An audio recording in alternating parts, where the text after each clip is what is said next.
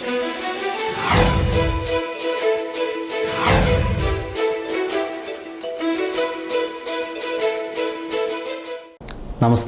జే న్యూస్కు స్వాగతం. నా పేరు మన్మథరావు. ఈరోజు వార్తల్లోని వివరాలు. శ్రీకాకుళం నియోజకవర్గం కాంగ్రెస్ అభ్యర్థి చౌదరి సతీష్ తన ఎన్నికల ప్రచారంలో భాగంగా ఆదివారం బైక్ ర్యాలీ నిర్వహించారు. అయ్యప్ప స్వామి ఆలయం నుండి బయలుదేరి పట్టణం రోడ్ల గుండా గార వరకు ఈ ర్యాలీ కొనసాగింది. దారి పొడవునా ప్రజలకు తనను గెలిపించాలని కోరారు. గడిచిన 15 రోజుల నుంచి అన్ని వార్డుల్లోని అలాగే 2 మండలాల్లో సంబంధించి అన్ని గ్రామాల్లోని పర్యటించడం జరిగింది. ఏ గ్రామంకి వెళ్ళినా సరే కాంగ్రెస్ పార్టీకి సంబంధించి ఒక సాంప్రదాయబద్ధమైన ఓట్ బ్యాంక్ ఈరోజు ఉన్నదని స్పష్టంగా అర్థమవుతుంది. ప్రధానంగా ఎస్సీ ఎస్టీ సోదరులు కాంగ్రెస్ పట్ల ఆదరణ ఏమాత్రం తగ్గలేదు. వాళ్ళకి ఈరోజు కాంగ్రెస్ పార్టీ చేసిన ఎస్సీ ఎస్టీ సప్లాన్ కావచ్చు, అనేక కార్యక్రమాల వల్ల ఈరోజు కాంగ్రెస్కి ఈరోజు ఎస్సీ ఎస్టీ సోదరులు పూర్తిగా అండదండగా ఉన్నారు. వాళ్ళే ప్రధానంగా ఎస్సీ ఎస్టీ సోదరులు ఈరోజు కాంగ్రెస్ పార్టీకి పునాది. ఈరోజు పార్టీ కష్టాలను ప్రతిసారి 83లో కావచ్చు, 85లో కావచ్చు, 94లో కావచ్చు, ప్రతిసారి కాంగ్రెస్ పార్టీకి అండగా నిలిచింది ఎస్సీ ఎస్టీ సోదరులు. వాళ్ళందరికీ ఈరోజు పేరున హృదయపూర్వకంగా ధన్యవాదాలు తెలియజేస్తున్నాను. అలాగే ఈరోజు గడిచిన 10 సంవత్సరాల నుంచి కాంగ్రెస్ పార్టీ అనేక అభివృద్ధి సంక్షేమ కార్యక్రమాలు చేపట్టిన సంగతి ఈరోజు గడపకి వివరిస్తున్నాం. ఈరోజు ప్రజలు కూడా స్వచ్ఛందంగా ఈరోజు జరిగిన కార్యక్రమాల గురించి వాళ్ళకి ఏ రకంగా మేలు జరిగింది అనేది వాళ్ళే తెలియజేస్తున్నారు. ఈరోజు తెల్ల కార్డు కావచ్చు, మహిళలకు సంబంధించి వడ్డీ లేని రుణాలు కావచ్చు, రూపాయికే కిలో బియ్యం కావచ్చు, పేదలకి కార్పొరేట్ స్థాయి వైద్యం కావచ్చు, అలాగే అనేక కార్యక్రమాలు కాంగ్రెస్ పార్టీ హయాంలో జరిగిన అనేక కార్యక్రమాల గురించి మేము వివరిస్తున్నాం. వాళ్ళు కూడా చాలా సానుకూలంగా స్పందిస్తున్నారు. కాంగ్రెస్ పార్టీ మాకు మేలు చేసింది, ఏ పార్టీ అయితే మాకు మేలు చేసిందో ఆ పార్టీకి మేము ఓటేస్తామని వాళ్ళు చాలా స్పష్టంగా తెలియజేస్తున్నారు. అలాగే ప్రధానంగా విభజన అనే అంశం గురించి ఈరోజు ప్రతిపక్షాలు మమ్మల్ని ప్రజల నుంచి దూరం చేయాలని ప్రయత్నం చేశాయి. కానీ మేము ప్రధానంగా 1,00,000 ప్యాంప్లెట్లు ఇటు టీడీపీ కానీ వైఎస్ఆర్సీపీ కానీ వాళ్ళు ఇచ్చిన లెటర్లు కానీ మొత్తం దాని మీద సమగ్రంగా ఒక ప్యాంప్లెట్ తయారు చేసి గడపకి పంచడం జరిగింది. అందరూ కూడా తీసుకొచ్చిన వెహికల్స్ తొందరగా ముందుకు పెడతారని వినయపూర్వకంగా కోరుకుంటున్నాం. ఎందుకంటే ఇప్పటికే సమయం ఎక్కువైపోయింది కావున మీరందరూ కూడా మీరు తీసుకొచ్చిన వాహనాన్ని సిద్ధం చేసి రెడీగా ఉంటారని సైతం లెక్క చేయకుండా కాంగ్రెస్ పార్టీ సైనికులారా కదలి వచ్చిన మీ అందరికీ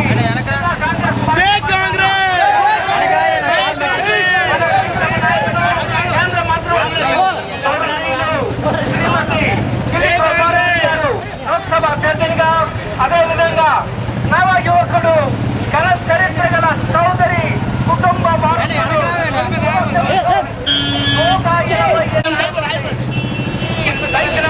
విజయవంతం చేయడం ద్వారా మరి చౌదరి సతీష్ గారు, కృపారాణి గారి విజయానికి మీరు హస్తం గుర్తుపై వేసి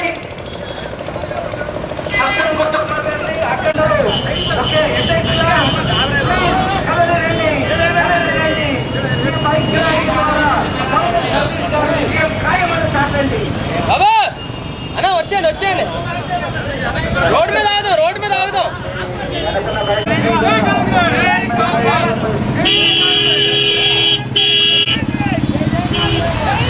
రోడ్డు మీద ఆగమని శ్రీగారు రోడ్డు మీద ఆగమని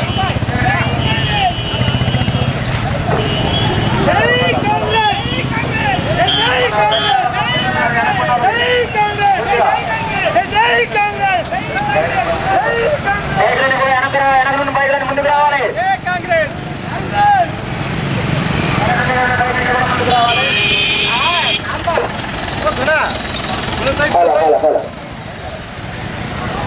హలో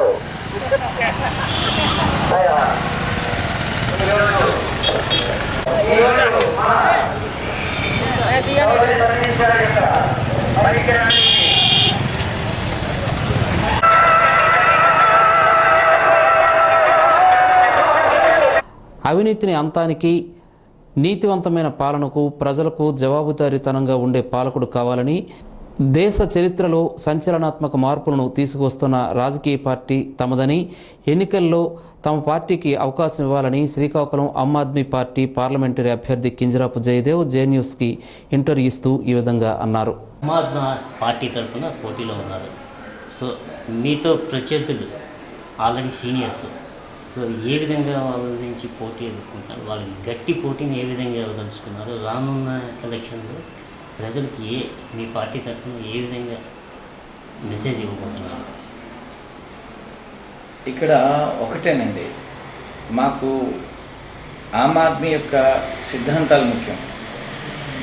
బేసికల్గా మేము ఇక్కడికి వచ్చింది ఎలక్షన్లో పోటీ చేసి గెలిచి ఈ దేశాన్ని ఏలేద్దాము, లేకపోతే రాజకీయాలు చేయడం కోసం అయితే మేము రాలేదండి.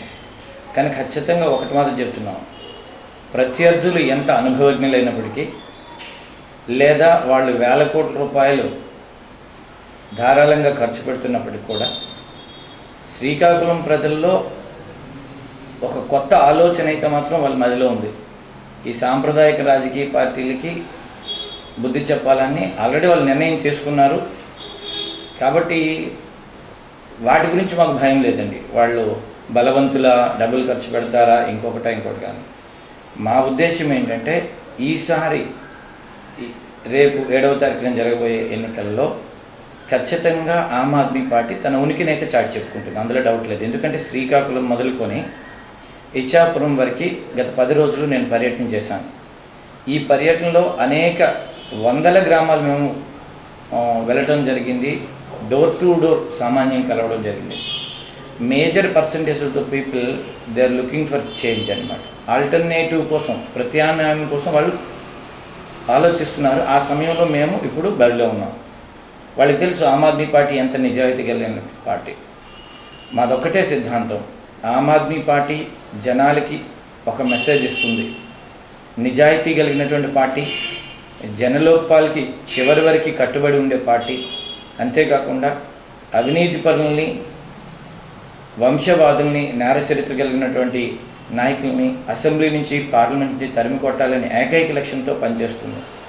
ఈరోజు శ్రీకాకుళం జిల్లాలో మేము ఏ మూలకు వెళ్ళినప్పుడు కూడా ఈ యువత, ఉద్యోగస్తులు చాలా సపోర్ట్ చేస్తున్నారు. అయితే ఒకటి చెప్తున్నారు, మేము బయటకు వచ్చి తిరగలేము, కానీ ఓటు వేసే రోజు ఖచ్చితంగా మేము ఈ సాంప్రదాయక రాజకీయ పార్టీలకు బుద్ధి చెప్తామని వాళ్ళు చెప్పడం జరుగుతుందండి.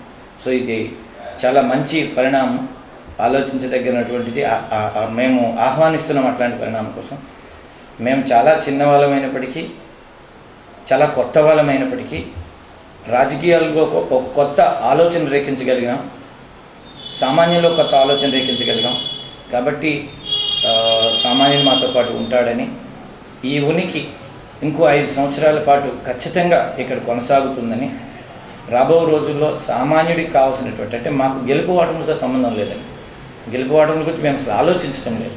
కానీ వచ్చే 5 ఏళ్ల పాటు ఖచ్చితంగా మేము సామాన్యుడితో పాటు సామాన్యుడు ఎదుర్కొంటున్న సమస్యలకి అతడు కోరుకునే పరిష్కారం, ప్రభుత్వం కోరుకునే పరిష్కారం గురించి మేము ఆలోచించడం లేదు, సామాన్యుడు కోరుకునే పరిష్కారం ఇవ్వడం కోసం మాత్రం మేము ప్రయత్నం చేస్తామండి. ఇది నేను మీకు చెప్పేది. పార్టీ పరంగా మీకు ఉన్న స్ట్రాటజీ ఏంటి? పార్టీ ఇప్పుడు నేను ఇంతసేపు మాట్లాడింది పార్టీ స్ట్రాటజీ అని. ఎందుకంటే మాకు పార్టీ వేరు, వ్యక్తి వేరు. మాకు వ్యక్తి వేరు, వ్యవస్థ వేరు కదండి, రెండు ఒకటే. పార్టీ ఏ సిద్ధాంతాల మీద ఉందో ఇక్కడ పనిచేసే ప్రతి వాలంటీర్ అదే సిద్ధాంతం ఫాలో అవుతాడండి. మిగతా రాజకీయ పార్టీలకి మాకున్న ఒక డిఫరెన్స్ అదే. అక్కడ పార్టీ సిద్ధాంతాలు వేరే ఉంటాయి, ఇక్కడ నాయకులు గెలవడానికి వేరే పద్ధతులు పాటిస్తారు. మాకు అది గెలవడం అనేది ఇంపార్టెంట్ కాదు, గెలవడం కోసం అడ్డతోవలు తొక్కే పరిస్థితి లేదు. పార్టీ సిద్ధాంతాన్ని చాలా బలంగా కామన్ మ్యాన్కి చేర్చాలనేది మన ముఖ్యమైన లక్షణం. తర్వాత ఏంటంటే మాది ఒక లాంగ్ ప్రాజెక్ట్ అండి. మేము ఈరోజు వచ్చింది కేవలం ఉనికిని చాటు చెప్పుకోవడం, అంతగా ఉనికిని నేను చెప్తున్నప్పుడు కూడా అంతగా మమ్మల్ని తీసుకోవాల్సిన అవసరం అయితే లేదు. ఖచ్చితంగా ఇప్పుడున్న బరిలో ఉన్నటువంటి గొప్ప నాయకులు, గెలుపు కోసం అడ్డతావులు దొక్కుతున్నట్టు నాయకులు, మందు మద్యం పంచుతున్నటువంటి నాయకుల్ని ఎవరినో అయితే మాత్రం మేము చంపుతాం ఖచ్చితంగా. ఆ స్థితికి అయితే మేము ఆల్రెడీ చేరాం. కొంతమంది భయపడుతున్నారు కూడా, కొంతమంది మా మీద దాడులు కూడా చేస్తున్నారు, కొంతమంది ఫోన్లు చేస్తున్నారు. ఒకటి మాత్రం వాస్తవం, శ్రీకాకుళం జిల్లా ప్రజల్లో ఆలోచనలో మార్పు అయితే వచ్చేసింది. అది ఆహ్వానించదగ్గ పరిణామం. భవిష్యత్తు ఇంకా గొప్పగా ఉంటుందని మేము ఆశిస్తున్నాం. జిల్లా నలుమూలల ఇంజనీరింగ్ విద్యార్థుల సహకారంతో ఓటర్ సహాయ కేంద్రాలను ప్రతి కూడల్లో ఏర్పాటు చేశారు. ఈ కేంద్రాల్లో ఓటర్లు ఎన్నికల పోలింగ్ బూతులు, ఎక్కడ ఎన్నికల గుర్తింపు కార్డులు మొదలగు వివరాలు ఈ ఓటర్ల కేంద్రం ద్వారా తెలుసుకోవచ్చు.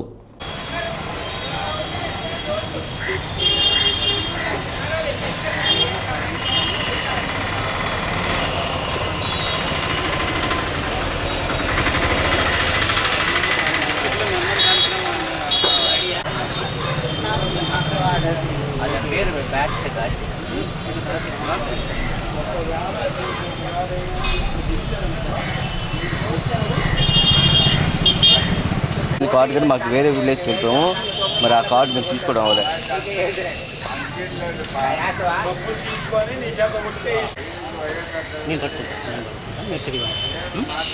ఓకేనా రెడీ సార్, నా పేరు బి మహేశ్వరరావు సార్.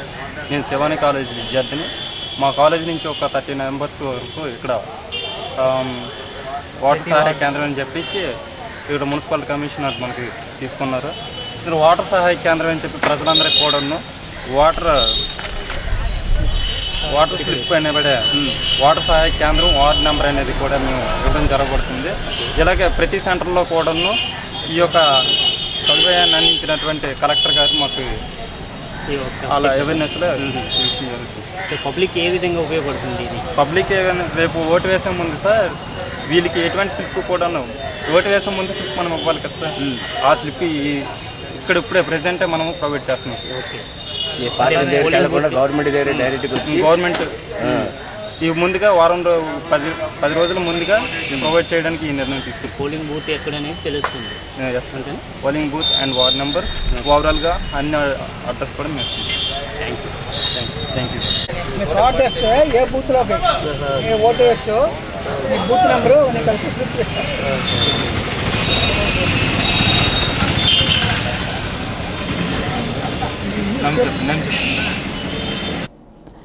జిల్లాలో సోమవారం సాయంత్రం 5 గంటలతో ముగియనున్న ఎన్నికల ప్రచారం.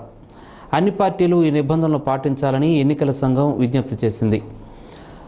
ఓటు వేయడంపై నైతికత ఉండాలని అంటున్న జిల్లా కలెక్టర్ మరియు జిల్లా ఎన్నికల అధికారి సౌరవ్ గౌర్.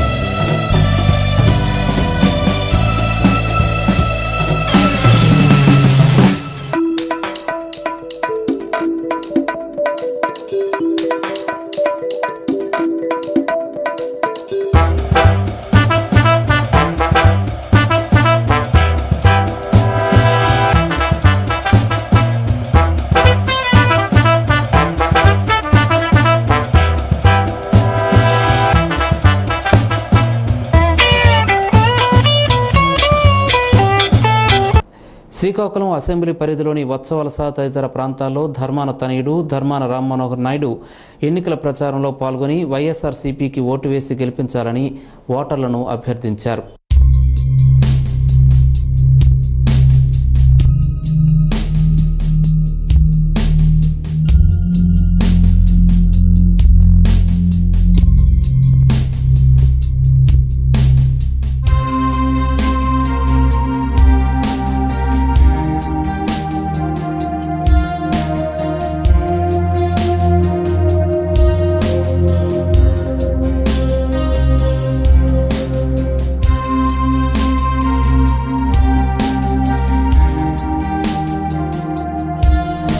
ఆమదాల వలస అసెంబ్లీ టీడీపీ అభ్యర్థి కోన రవికుమార్ ఈరోజు తోలాపి దల్లవలస తదితర గ్రామాల్లో పర్యటించి ఎన్నికల్లో తనదైన శైలిలో ఓటర్లను ఆకర్షిస్తూ ప్రచారంలో ముందుకు పోతున్నారు.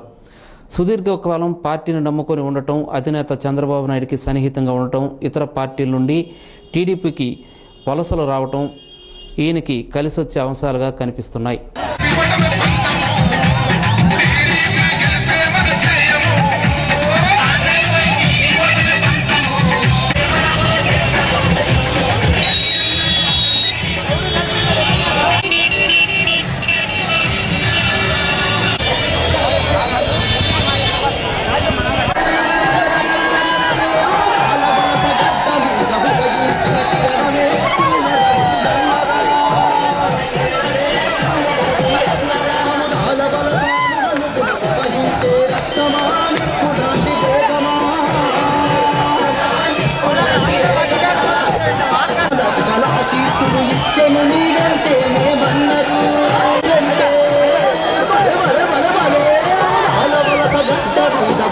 ఉపయోగించిన కిరణమే పూర్ణరవి అన్నరా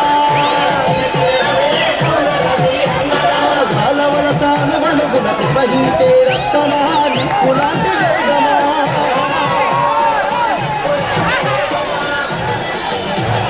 కాంగ్రెసు కోటలోన ఎగిసిన గోపురతమా యువకుల ఉత్సాహమా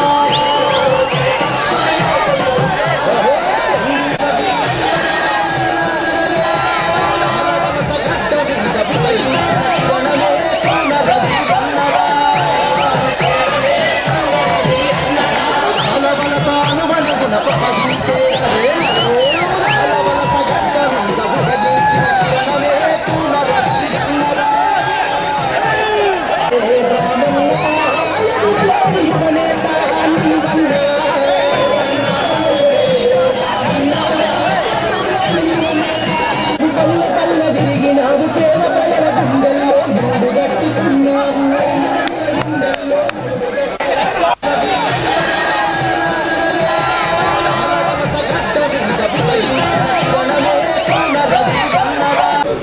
నేను తెలుగుదేశం పార్టీ స్థాపించిన నాటికి నేను 10th క్లాస్ స్టూడెంట్. ఆనాటి నుంచి కూడా తెలుగుదేశం పార్టీ అంటే నాకు ఒక అభిమానం. సామాన్యమైన కార్యకర్తగా పార్టీలో చేరాను.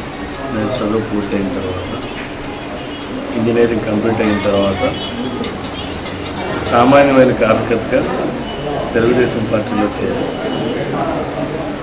నేను నేర్చుకున్నటువంటి విధానం ఒకటే, నీతి నిజాయితీగా కష్టపడి పనిచేసేటప్పుడు తప్పనిసరిగా ప్రజలు దాన్ని ఆమోదిస్తారనే నమ్మకం, విశ్వాసం నాకు.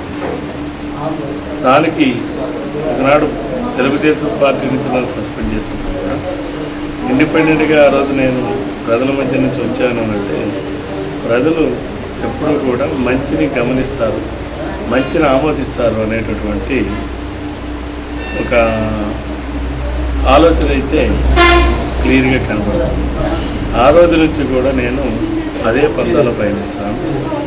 ఈరోజు నేను 2009లో కూడా పోటీ చేశాను, తెలుగుదేశం పార్టీ అభ్యర్థిగా 2009లో పోటీ చేశాను. ఆనాడుకి ఉన్నటువంటి ఈ నియోజకవర్గ పరిస్థితులు వేరు. అప్పటి వరకు ఉన్నటువంటి తమ్మినేని సీతారాం సడన్గా పార్టీ మార్చడం, క్యాడర్ కొంత ఆసిలేషన్లో కన్ఫ్యూషన్లో ఉండి కొంతవరకు క్యాడర్ వారితో వెళ్ళిపోవడం, ఈ కారణాల వలన ఆ రోజు నేను వెళ్ళిపోవడంతో సంబంధం లేకుండా తెలుగుదేశం పార్టీని 25 సంవత్సరాల పాటు ఆదరించినటువంటి ఈ నియోజకవర్గానికి తెలుగుదేశం పార్టీ ద్వారా సేవలు అందించాలి అనేటటువంటి పట్టుదలతో ఆనాడు నేను పోటీ చేశాను. ప్రజలు తప్పనిసరిగా ఈ ఆంధ్రప్రదేశ్ నియోజకవర్గంలో మార్పును కోరుతారు. సమర్థత ఉన్నటువంటి వ్యక్తులకి ప్రజలు ఎప్పుడు కూడా ఒక ఆలోచన చేస్తారనే నమ్మకం, విశ్వాసం నాకు. ఈరోజు తెలుగుదేశం పార్టీ అభ్యర్థిగా నేను మరలా ప్రజల ముందు వెళ్తున్నాను. రేపు నాకు ప్రత్యర్థులు కూడా పాత ప్రత్యర్థులే, కొత్త కాదు. అయితే 2009 నాటి రాజకీయ పరిణామాలు, ఈనాడు 2014 నాటి రాజకీయ పరిణామాలు రాష్ట్రంలో కానీ, మరి ఈనాడు ఈ నియోజకవర్గంలో ఉన్నటువంటి క్యాడర్ ఎవరైతే ఉన్నారో ఆనాడు 75% క్యాడర్ వార్తలు. ఈరోజు తెలుగుదేశం పార్టీ ఎక్కడా కూడా చెక్కు చేసింది. 100కి 98 మంది కూడా తెలుగుదేశం పార్టీతో ఉన్నారు. అదే కాకుండా ఈ నియోజకవర్గంలో కాంగ్రెస్లో కానివ్వండి, నిన్నటి వరకు వైఎస్ఆర్లో ఉన్నటువంటి క్యాడర్ కానివ్వండి, చాలామంది ఈనాడు తెలుగుదేశం పార్టీ వైపు, కొత్త నాయకత్వం వైపు ఆకర్షితులయ్యారు.